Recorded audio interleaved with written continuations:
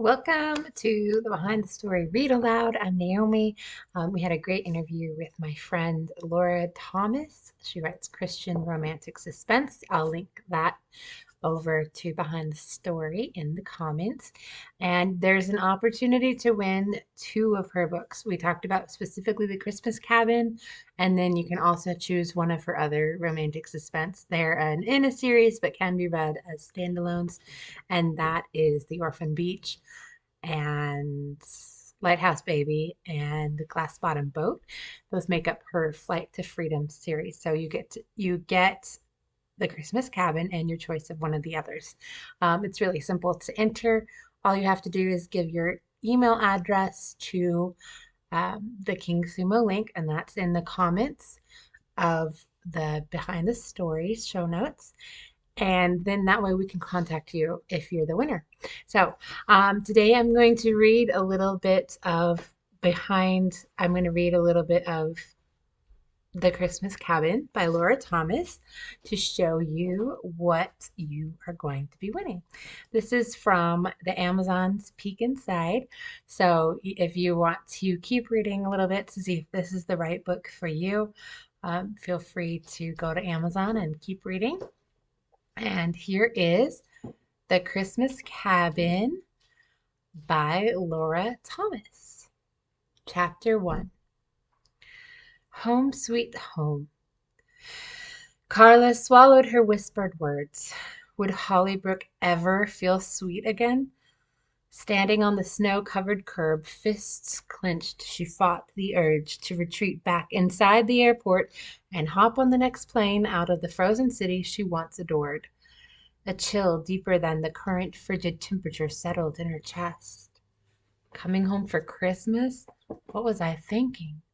A rolling suitcase slammed into her thigh. She winced and looked up into the angular face of a 20-something guy bundled in trendy snow gear. Her nostrils tingled with the excess of musky aftershave. He flashed a confident smile and raised a brow.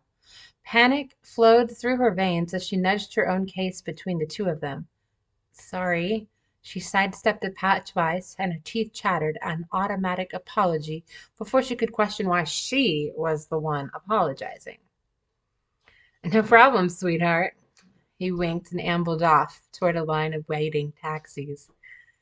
Carla released the breath she'd been holding. Calm down, girl. She would be a nervous wreck by the end of the day if she suspected every guy in town. Life was so much simpler back in the orphanage in Mexico. Secluded, sheltered, safe. She tucked wayward strands of long hair behind her ears and plunged trembling hands into the pockets of her leather jacket. A stomp of her boots helped her feel her toes again. I can do this. I can do this. I can do this. Bing! A text message. She pulled her phone from the carry-on bag slung over her shoulder. A message from him. Her heart raced.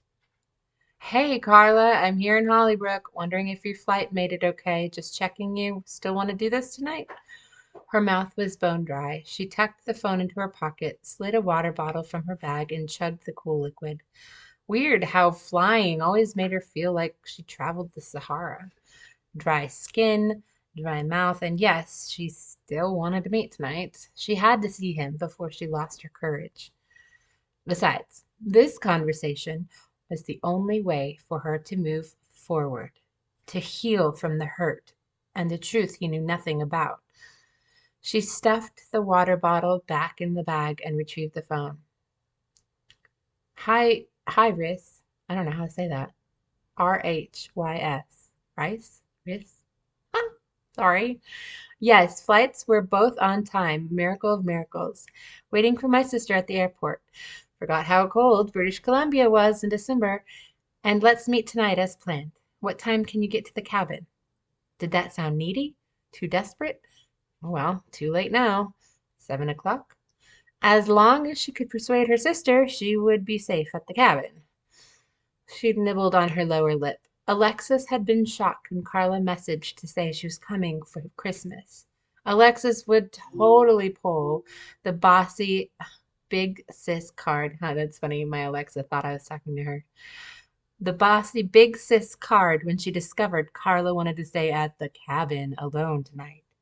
Face her demons. Where was Alexis anyway?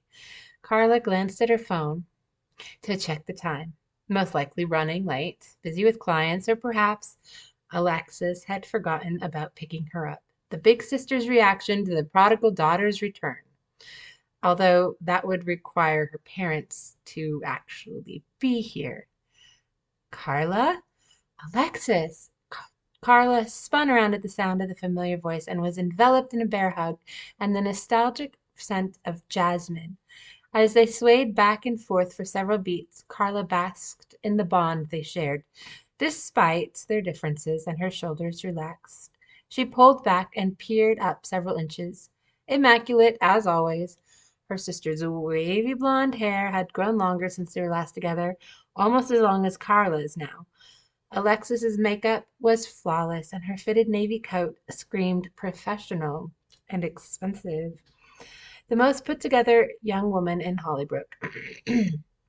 You look great, Lex. Carla buried her phone in her pocket. Thanks. Alexis's eyes skimmed over Carla's head. Your hair seems lighter. Did you color it? Carla cringed at just how messy her bun must be after 2 flights. No, it gets less mousy when I'm in the sun all day long, that's all. Right, nice. Have you been waiting long? I had a house showing. Are you hungry? Another tight hug. I can't believe my baby sister's home for Christmas. It's going to be amazing, even if it's only for a few days. I know, it's a fleeting visit, but thanks for picking me up. Alexis grabbed the suitcase and led the way. Of course, let's get going. The truck's close by. She tugged the stylish wool coat tighter over her pantsuit. It is freezing out here. Tell me about it. Carla tucked her chin beneath the soft wool scarf, grateful she'd thought to pop it in her hand baggage.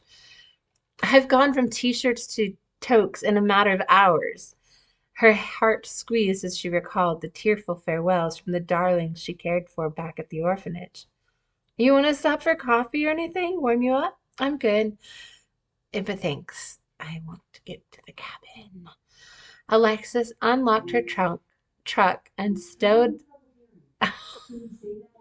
Apparently, this is not a good read aloud because your Alexis is going to be interrupting the whole time.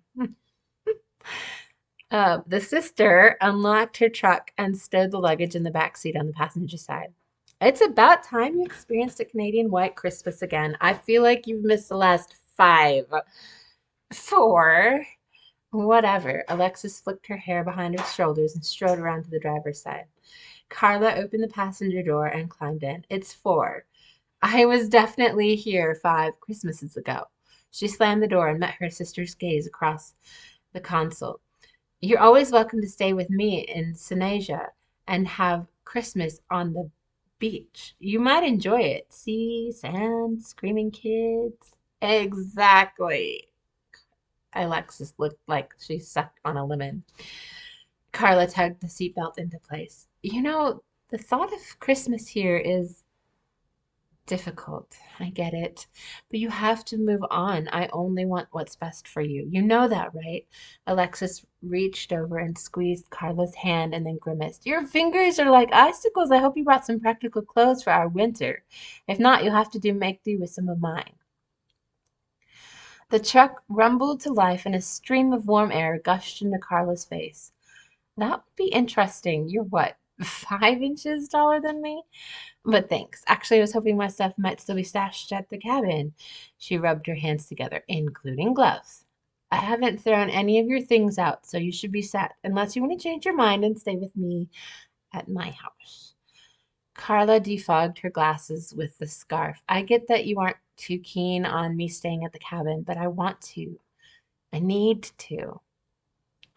Are you sure? I mean, it's your call. Alexis pulled out onto the road that would take them through the town.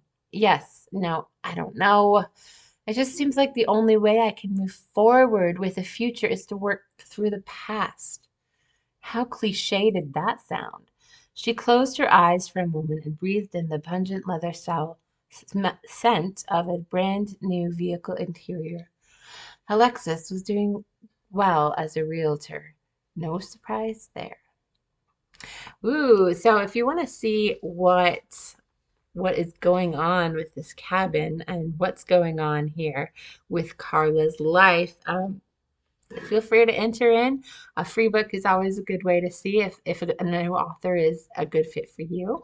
And I've read Laura's Flight to Freedom series before, and they're excellent. So if you like a good dose of suspense and a good dose of romance, this might be for you. We had a great chat over with Lisa and Laura over on Behind the Story. And we talked about how Laura even scares herself when she's preparing for these romantic suspense books.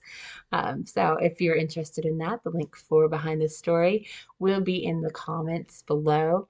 Um, yeah, so make sure to comment your favorite Christmas memory in the comments below, and yeah, check out this free giveaway, and you could win the Christmas Cabin and one of Laura's other romantic suspense books, and that's ebooks, and so that's open internationally. So good luck, and until next time.